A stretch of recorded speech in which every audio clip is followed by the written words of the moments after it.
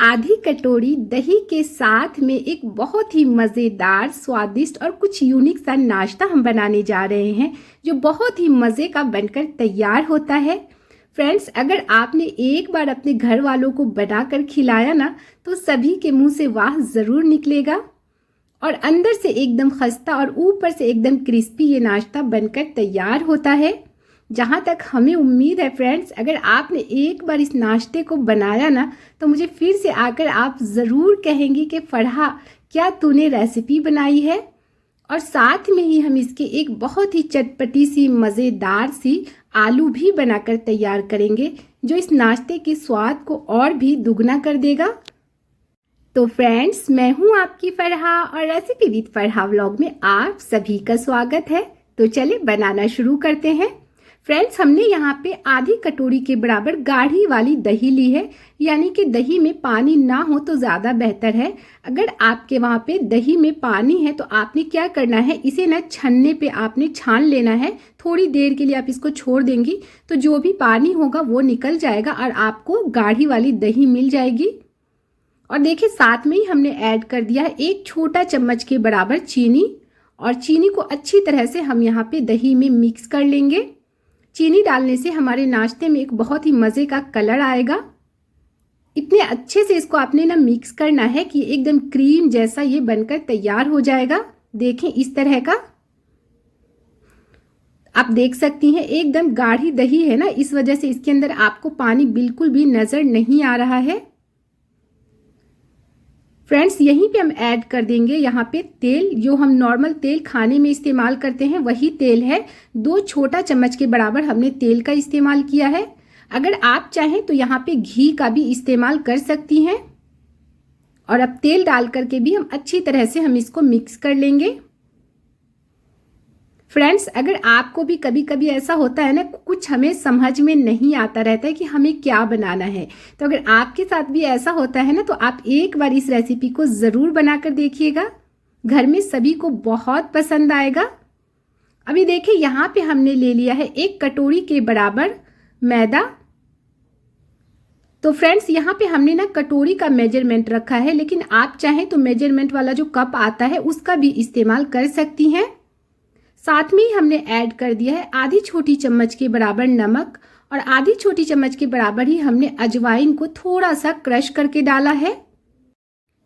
उसके बाद हमने यहाँ पे लिया है 2 छोटा चम्मच के बराबर मिल्क पाउडर। तो फ्रेंड्स, ये ना टोटली ऑप्शनल है, अगर आपको ऐड करना हो तो आप ज़रूर ऐड करें, ना हो तो आप इसको स्किप कर सकती हैं। आपको आराम से किसी भी दुकान पे छोटी वाली पैकेट भी दूध वाली मिल जाती है, तो आप उसका इस्तेमाल कर सकती हैं। इसको डालने से थोड़ा सा हमारे नाश्ते में स्वाद और भी बढ़ जाएगा। तो फ्रेंड्स, अभी हमें क्या करना है, दही में अच्छी तरह से हमारे मैदे को यानी कि आटे को अच्छी तरह से मिक्स करना है।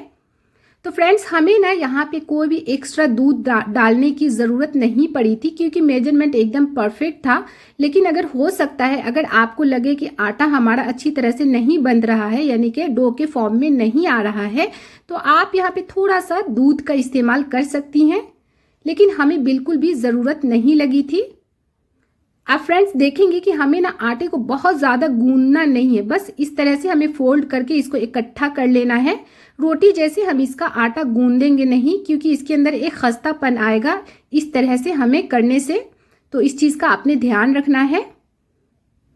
और फ्रेंड्स, हमने ना यहाँ पे गेहूं का आटा इस्तेमाल नहीं किया है, लेकिन अगर आप चाहें तो इस्तेमाल कर सकती हैं, लेकिन बेहतर रिजल्ट के लिए आपको यहाँ पे मैदा ही इस्तेमाल करना है। तो आप देखें, सारा आटा हमने ना इकट्ठा कर लिया है। हमने यहाँ पे कोई भी दूध का इस्तेमाल नहीं किया है।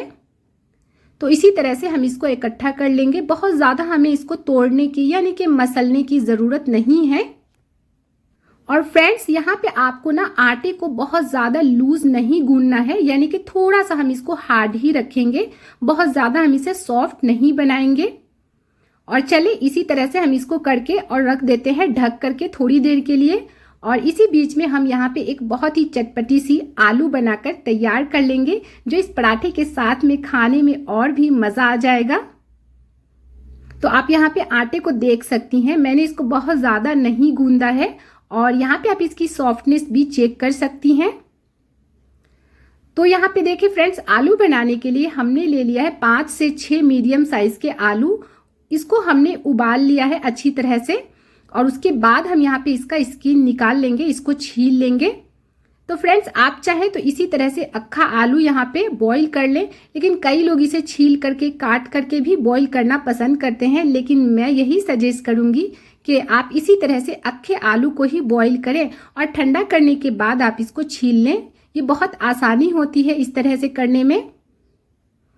फ्रेंड्स, रेसिपी आज की आप लोगों को कैसी लग रही है तो प्लीज़ हमें कमेंट में ज़रूर बताइएगा। हमें हमेशा आप लोगों के प्यारे प्यारे कमेंट का इंतज़ार होता है और सच में यकीन माने फ्रेंड्स, हमें बहुत अच्छा लगता है जब आप लोग हमें इतने प्यारे प्यारे कमेंट करती हैं। तो और आप लोग हमें कहाँ से देख रही हैं तो प्लीज़ अपना नाम, अपनी जगह का नाम बिल्कुल भी ना भूलें, ताकि मैं आप सबका तहे दिल से शुक्रिया अदा कर सकूं। तो चले फ्रेंड्स, आलू तो हमने छील लिए, अब आती है काटने की बारी। तो फ्रेंड्स, हमें ना इसको बहुत ज़्यादा छोटे पीस में नहीं काटना है, थोड़ा बड़ा बड़ा ही हम इसका पीस रखेंगे, ताकि जब हम इसे अच्छी तरह से चलाएं ना पकाने के टाइम तो ये टूटे नहीं। तो चले इसी तरह से हम एक आलू में 4 पीस करेंगे, क्योंकि बहुत बड़ा हमारा आलू नहीं है, मीडियम साइज का ही आलू है। फ्रेंड्स, एक बार ना आप इस आलू को बनाकर देखिएगा, लेकिन मैं यकीन माने आपके घर में ना सभी उंगलियां चाटते रह जाएंगी, बहुत मज़े की बनती है। तो यहाँ देखिए, हमने फ्रेंड्स ले लिया है एक कढ़ाई। कढ़ाई में हम डालेंगे 2 बड़ा चम्मच के बराबर सरसों का तेल। तो फ्रेंड्स, कोशिश करिएगा कि सरसों के तेल में ही बनाएं, बहुत ही मज़े की बनती है। हाँ, लेकिन अगर आपके पास सरसों तेल ना हो तो जो आप खाने में इस्तेमाल करती हैं उसका भी आप यहाँ पे यूज़ कर सकती हैं। और सरसों तेल को हमें क्या करना है, बहुत अच्छी तरह से इसको हमें ना गरम करना है धुआं आने तक, ताकि इसके अंदर जो एक स्मेल होता है वो ख़त्म हो जाए। और जब बहुत अच्छी तरह से ये गरम हो जाए ना, तो उसके बाद हम स्टोव को बंद कर देंगे, थोड़ा सा हम इसे ठंडा होने देंगे। उसके बाद यहाँ पे हम डालेंगे 1/4 चम्मच के बराबर मेथी दाना, 1/4 चम्मच के बराबर ही हम डालेंगे यहाँ पे अक्खा धनिया, आधी छोटी चम्मच डालेंगे जीरा, आधी छोटी चम्मच ही डाल देंगे सरसों, और चुटकी भर हम डाल देंगे यहाँ पे कलौंजी, और 1/4 चम्मच के बराबर डालेंगे अजवाइन। और इन सारी चीज़ों को थोड़ा सा हम तड़कने देंगे। तेल हमारा गरम है तो इसी में ये अच्छी तरह से तड़क जाएगा। अगर हमने गरम गरम में तेल में डाल दिया ना तो सारे मसाले हमारे काले हो जाएंगे, तो इस चीज़ का हमें ध्यान रखना है। तो फ्रेंड्स, यहाँ पे भी अभी हमने स्टोव को बंद ही रखा है, क्योंकि कढ़ाई हमारी थोड़ी थोड़ी गर्म है, तो इसमें आराम से हमारे जो हमने ये डाला है जीरा वगैरह, तो ये अच्छे से हो जाएगा। थोड़ी थोड़ी जब इसके अंदर खुशबू आने लगे तभी यहाँ पे हमें बाकी की चीज़ें डालनी है। तो देखिए, यहीं पे हमने ऐड कर दिया है आधी छोटी चम्मच के बराबर हल्दी पाउडर, और आधी छोटी चम्मच हमने डाल दिए यहाँ पे लाल मिर्च का पाउडर, या फिर आपके टेस्ट के अकॉर्डिंग डालें, आप कितना तीखा पसंद करती हैं। फ्रेंड्स, आपने ना इस चीज़ का बराबर ध्यान रखना है, जब आप यहाँ पे सूखे मसाले डाल रही हो ना, तो बिल्कुल भी स्टोव आपका यहाँ पे चालू नहीं होना चाहिए, नहीं तो मसाले हमारे काले पड़ जाएंगे और हमारे आलू का स्वाद जो है ना वो बिगड़ जाएगा। फ्रेंड्स, ये जो हमने रेसिपी बनाई है ना, इसके साथ में जो हमने यहाँ पे 5 फोरन इस्तेमाल किया, यानी कि ज़ीरा वगैरह, इसको हमारे यहाँ बिहार में इसको 5 फोरन बोला जाता है। इससे ना हमारे सब्ज़ी में बहुत मज़े का टेस्ट आता है। हम लोग यहाँ पे ज़्यादातर सब्जियों में इसका इस्तेमाल करते हैं, बहुत ही मज़े की खुशबू और टेस्ट दोनों आता है। तो जो लोग हमें बिहार से देख रहे होंगे ना, तो वो बिल्कुल समझ गए होंगे। तो देखिए फ्रेंड्स, हमने अच्छी तरह से इसको मिक्स कर लिया है आलू को मसाले में, और यहाँ पे हम ऐड कर देंगे स्वाद के अनुसार नमक। आधी छोटी चम्मच हमने नमक डाली है, और नमक डाल करके भी हम इसको अच्छी तरह से मिक्स कर लेंगे। यहाँ पे देखें, इसका कलर आप देखें, बहुत ज़्यादा हमने इसमें मसालों का भी इस्तेमाल नहीं किया है। आप इसका कलर देख सकती हैं फ्रेंड्स, क्या ही मज़े का कलर आया है।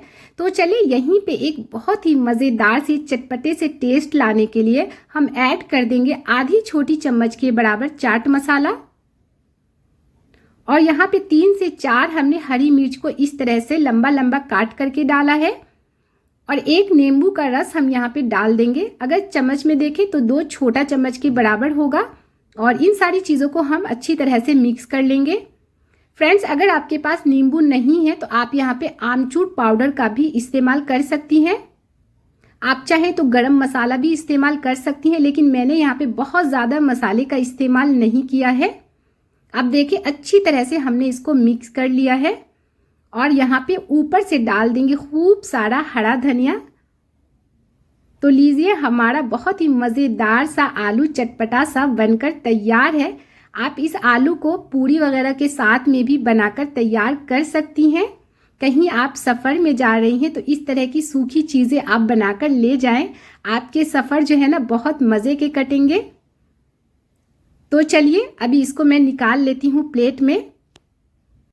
तो फ्रेंड्स, रेसिपी आज की आप लोगों को कैसी लगी, कुछ सीखने को मिल रहा हो, मज़ा आ रहा हो तो प्लीज़ आप लोग ना बेल आइकन को ज़रूर दबा दीजिए, ताकि मेरी हर आने वाली इस तरह की मज़े की रेसिपीज़ आप लोगों तक पहुंच जाया करे। और जिन फ्रेंड्स ने हमें पहले से सब्सक्राइब कर रखा है उन सभी का तहे दिल से बहुत बहुत शुक्रिया। तो लीजिए देखिए बहुत मज़े का हमारा आलू जो है बनकर तैयार हो गया है। अंदर से भी एकदम सॉफ्ट है, क्योंकि हमने इसे बहुत अच्छी तरह से परफेक्ट हमने इसको बॉईल कर लिया था। अभी आ जाते हैं हमारे डो की तरफ। तो यहाँ देखिए फ्रेंड्स, जैसे हलवाई लोग निकालते हैं ना, उसी तरह से हम यहाँ पे इसका पेड़ा बनाकर तैयार करेंगे। उससे क्या होता है कि ये अंदर से एकदम खस्ता बनकर तैयार होता है। देखें इस तरीके से बहुत आसानी से ये हो जाएगा।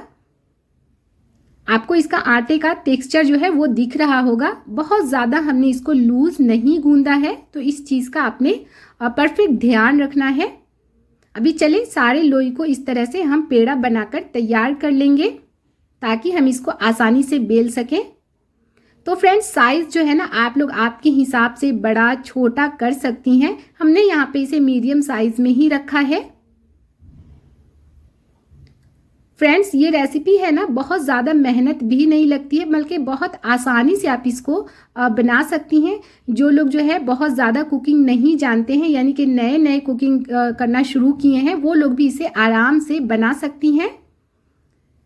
तो चलिए फ्रेंड्स, उसे हमने साइड पे रखा है। अभी हम इसका एक कुछ लिक्विड बनाकर तैयार करेंगे। तो उसके लिए हमने यहाँ पे 2 छोटा चम्मच के बराबर ले लिया है मैदा, और इसी में हम डाल देंगे 3 से 4 छोटा चम्मच तेल। इतना तेल आपको यहाँ पे इस्तेमाल करना है ताकि एक अच्छा सा लिक्विड बनकर तैयार हो जाए। आप चाहे तो यहाँ पे घी का भी इस्तेमाल कर सकती हैं, लेकिन हमने यहाँ पे तेल का ही इस्तेमाल किया है। तो फ्रेंड्स, आप लोग कोशिश करेंगे ना कि इसको थोड़ा सा पतला ही बनाएं, ज़्यादा गाढ़ा ना बनाएं, नहीं तो फिर लगाने में आपको ना परेशानी होगी। तो तेल हो सकता है 3 से 4 चम्मच लग जाए, तो उसी हिसाब से आप यहाँ पे तेल का इस्तेमाल कर लेंगी। तो यहाँ देखिए हमने ले लिया है चकला, और चकले के ऊपर हम ले लेंगे हमारा पेड़ा, और पेड़े को हाथ से थोड़ा थोड़ा हम इस तरह से प्रेस करके इसका एक पतला सा रोटी बनाकर तैयार कर लेंगे। रोटी हम थोड़ा बड़ा ही बनाएंगे। तो आटा हमारा थोड़ा यहाँ पे हार्ड है, तो इसलिए थोड़ा सा टाइम लग रहा है बेलने में। हमें इसको बहुत ज़्यादा सॉफ्ट नहीं बनाया था। आप चाहें तो यहाँ पे सूखे मैदे या फिर तेल भी लगा करके इसको आराम से इस तरह से बेल सकती हैं, लेकिन मुझे ज़रूरत नहीं लगी थी, तो मैंने इसे बिना तेल के ही आराम से बेल लिया था। कोई भी हमने मैदे का इस्तेमाल नहीं किया है। अभी फ्रेंड्स, जो हमने अपना तेल और मैदे का मिश्रण बना के रखा था, इस तरह से हाथों की मदद से या फिर ब्रश की मदद से चारों तरफ अच्छी तरह से हम इसको लगा लेंगे। बहुत अच्छे से आपको लगाना है, और ऊपर से थोड़ा थोड़ा हम मैदा छिड़क लेंगे। फ्रेंड्स, मैदा छिड़कने से क्या होता है कि जब हम पराठे हम मोड़ते हैं ना इसको लेयर को, तो एक एक लेयर आपको दिखेगी, इसीलिए आप यहाँ पे थोड़ा सा मैदा ज़रूर डस्टिंग कर लीजिएगा। अभी फ्रेंड्स देखिए, यहाँ पे आप चाहें तो या तो चाकू की मदद से या फिर आप चाहें तो पिज़्ज़ा कटर की मदद से इस तरह से आपको कट लगाना है। पहले हमने 4 कट लगाए, फिर उसके बाद एक एक कट हमें बीच से लगाना है, यानी कि हमने यहाँ पे टोटल हमने 8 कट लगाए हैं। तो आपको यहाँ पे कोई और तरीके से मोड़ने की ज़रूरत नहीं है, बहुत आसान सा तरीका है। इससे ना आपके पराठे का लेयर भी बहुत उभर के आएगा। और आप देख सकती हैं, पहले एक लेयर हमें रखनी है, फिर उसके ऊपर से एक लेयर इस तरह से हमें मोड़ते हुए चले जाना है। देखिए इस तरीके से।